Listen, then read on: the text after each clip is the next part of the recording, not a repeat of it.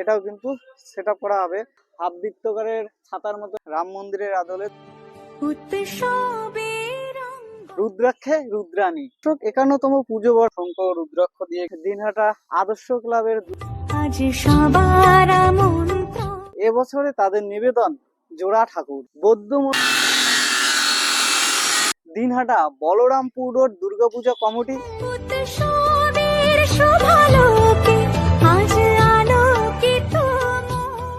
নমস্কার দর্শক, দুর্গাপূজা 2026 প্রস্তুতি পর্বের আরো একটা নতুন ভিডিওতে আপনাদেরকে স্বাগত।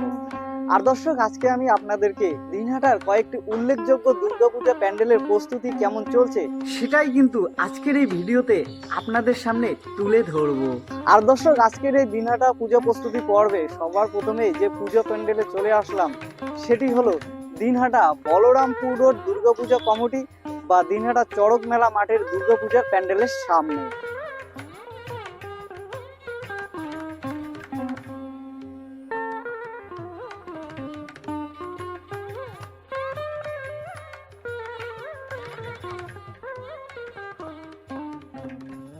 আর দর্শক, 81তম পুজো বর্ষে এবারে এই পুজো প্যান্ডেলের থিম রুদ্রাক্ষে রুদ্রাণী।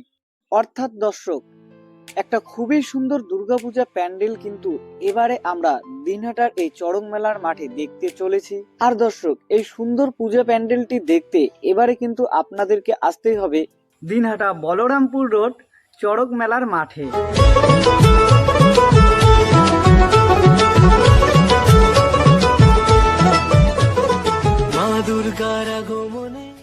দর্শক, হাঁটতে হাঁটতে এবারে আমরা চলে আসলাম দিনহাটা রংপুর রোড আদিবাসী বৃন্দের দুর্গাপূজা প্যান্ডেলের সামনে। আর 51তম বর্ষে এবছরে তাদের নিবেদন জোড়া ঠাকুর। অর্থাৎ দর্শক, বিশ্বকবি রবীন্দ্রনাথ ঠাকুরের জোড়া ঠাকুর বাড়ি হয়তো আমরা এবারে এই পুজো প্যান্ডেলে দেখতে পাবো। তো দর্শক, এরপরে আমরা চলে আসলাম দিনহাটা শহীদ কর্নারের দুর্গাপূজা প্যান্ডেলে।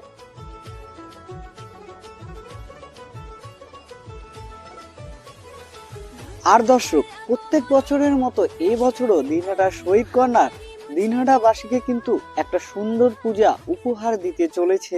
তবে দিনহাটা কিশোর সংঘের পুজোর মাঠ এখনো কিন্তু ফাঁকাই আছে। তো দর্শক, এবারে এখানে পুজো হচ্ছে কি হচ্ছে না কারো জানা থাকলে কমেন্ট করে কিন্তু অবশ্যই জানাবে।